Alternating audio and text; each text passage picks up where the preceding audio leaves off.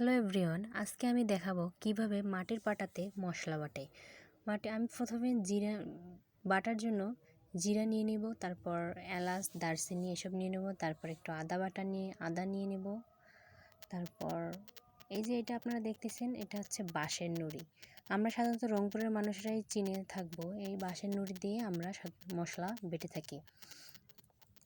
এটা হচ্ছে বাঁশের গোড়ালি থেকে পাওয়া যায় সেই বাঁশের নুড়ি, এটা দিয়ে আমরা মশলা বেটে থাকি।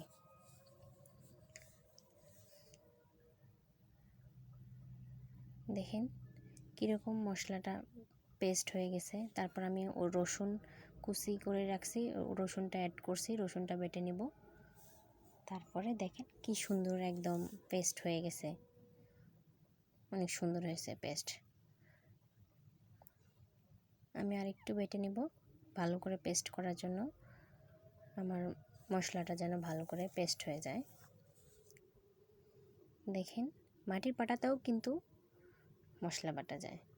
আমরা রংপুরের মানুষরা মাটির পাটাই সব থেকে বেশি ব্যবহার করে থাকি। যে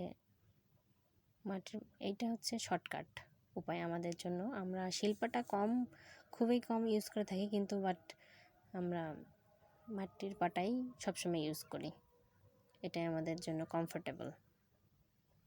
ঠিক আছে, ধন্যবাদ।